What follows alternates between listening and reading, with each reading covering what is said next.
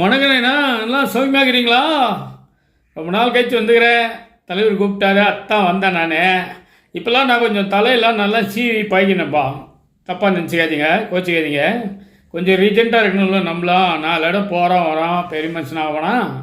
அதான் ஒரு கதை சொன்னார் இன்னைக்கு. அத்தை நான் உங்களுக்கு சொல்கிறேன். ஒரு காடுப்பா, பயங்கரமான காடு.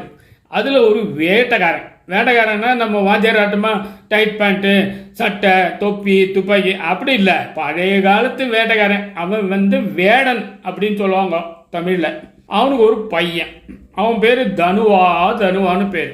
2 தப்பா சொன்னான். 2 பேர் இல்லைப்பா, ஒரு பேர் தான், தனுவா. அவனுக்கு ஒரு ஆசை பாருங்க, ஸ்கூலுக்கு போகணும் அப்படின்னு ஒரு ஆசை.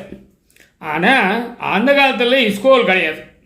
குருகுலமாக இன்னும் சொல்லுவாங்களா, குருவாம தலைவர் வாத்தியார், அவர் பேர் வாத்தியார் ஆட்டுக்குது.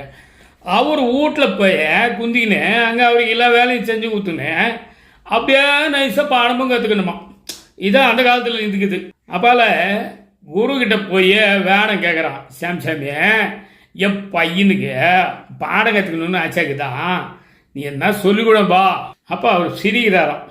என்ன சொல்லி சிரிக்கிறார் பாரு, இன்னும் தனாவிட்டு இருக்கும் பாரு அந்த ஆளுங்க. இங்கே படிக்கிறவங்களாம் பெரிய பெரிய வீட்டு ஆளுங்கப்பா, பணக்கார பசங்க. நீ வேட நகர, உனக்கு செட் ஆகாது, உன் பையனுக்கெல்லாம் வராது அப்படின்றார். இப்படி வேடங்கையில் குரு சொல்ல என்ன பண்ணாங்க தெரியுமா? எல்லா பசங்களும் நெக்கெல்லாம் சிரிக்கிறானுங்கப்பா. அவங்களாம் வசதியானவங்களாம், இவங்களாம் மட்டமானவங்களாம், இவங்களுக்கு பாடம் வராதான், வாயில் நுழையாதான்னு ரொம்ப தென்னாட்டாக சிரிக்கிறானுங்க. அதையெல்லாம் மீறின்னு கண்டுக்காத இவன் போய் காலில் ஊந்து கெஞ்சி கூத்தாடும் போது, நீங்கள் போய் ஒரு துர்க்க சிலை செஞ்சுன்னு வா. அந்த சிலை செய்கிறவனாண்ட போய் அத்தை வச்சு நீ பூஜை பண்ணு. நீ எப்படி பூஜை பண்ணுறன்னு பார்த்துக்கின்னு நான் உனக்கு சொல்லித்தரேன் அப்படின்னு இருக்காரு. சாமி என்ன சாமி இது? என்ன நம்பி யார் சாமி சிலையெல்லாம் செஞ்சு கொடுப்பாங்க? யாரே என்ன மதிக்க மாட்டாங்கப்பா, வேற எதனா சொல்லுப்பா அப்படிங்கிறான். அதெல்லாம் முடியாது, அதுதான் நீ செய்யணும், பூஜை பண்ணுறது நான் பார்க்கணும் அப்படிங்கிறார் அவர். வேணா ஒன்று செய்யலாம், நான் மண்ணில் ஒரு சிங்கம் செய்கிறேன். எனக்கு அடிக்கடி சிங்கம்லாம் பார்த்துக்கிறேன், எப்படி இருக்குன்னு தெரியும். அதை செஞ்சு நான் பூஜை பண்ணுறேன், அதுக்கப்புறம் நீ முடிவு பண்ணு அப்படின்றான். இப்போ ரொம்ப நெக்கெல்லாம் செய்கிறானுங்க. ஏன்னா மண்ணில் சிங்கம் சிலை செஞ்சு பூஜை பண்ணால் என்ன பிரயோஜனம்? அது என்ன தெரியும்? சிங்கமும் மண், இவனும் மண்ணாங்கட்டிய ஒன்றும் ஆகாதுன்ட்டு அப்படியே விட்டுறாங்க. சரின்னு சொல்லலாம், இல்லைன்னு சொல்லலை. இந்த பையன் என்ன பண்ணுறான், வேகமாக வரான், மண் எடுக்கிறான், அழகாக ஒரு சிங்க சிலை செய்கிறான். அது அப்படியே தரையில் படுத்துனுக்குது, நிற்கவா முடியும், மண் சிலை படுத்துனுக்குது. இவன் உட்காந்து பொறுமையாக பூஜை பண்ணிக்கிறான். அவனுக்கு மந்திரம் தெரியாது, தந்திரம் தெரியாது, இந்த வாய்ஜாலம் மாய்ஜாலம் இதெல்லாம் தெரியாது. சாமி சாமி சாமி சாமின்னு என்னத்தையோ சொல்லின்னு அவன் பூஜை பண்ணிக்கிறான். ஒரு 3 நாள் ஆச்சு, ஒன்றும் இல்லை, ஒரு விஷயமும் நடக்கலை. 4ஆவது நாள் பாரு என்ன நடந்தது தெரியுமா?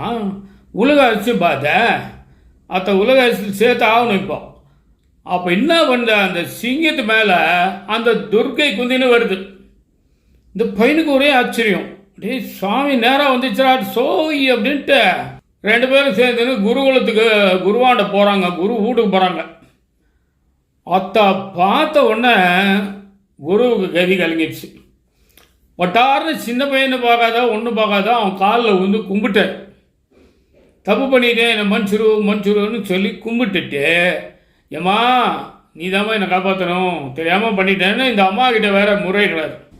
அப்பாலாம் அவர் சேர்த்துக்கினாரா இல்லையாங்கிறதெல்லாம் தெரிலப்பா. இதான் கதை. இது எதுக்கு சொல்லிக்கிறான்னா, துர்க்கைன்னா முதல்ல யாரு, அத்தை ஏன் சிங்கத்தை மேலே குந்தின்னு வருது அப்படின்னு நிறைய பேர் கேட்டாங்களா. அதுதான் சிங்க வாகனம் அப்படின்னு சொல்றது. இப்போ நம்ம சொல்றோம்ல, சாதனை எதனா பண்ணா வீரமா இருந்தா சிங்க பண்ண அப்படின்றானுங்கல்ல, பாட்டெல்லாம் கூட இருக்குதா. அது மாதிரி சிங்கத்தை மேலே குந்தின்னு வருது அந்த துர்கை. அத்தை யாரான்னா நம்ம பரமேஸ்வரங்கிறான் பாரு. ஐயா அந்த டீ கடைக்கார பரமேஸ்வரன் இல்லை, அந்த மானத்தில் உட்காந்துப்பான் பாரு, மாட்டு மேலே சூலாயுதெல்லாம் வச்சுக்கின்னு. அவனுக்கு கூட 2 பசங்க ஆம்பளை பசங்க, முருகனா இன்னொருத்தாயனா விநாயகனாமா.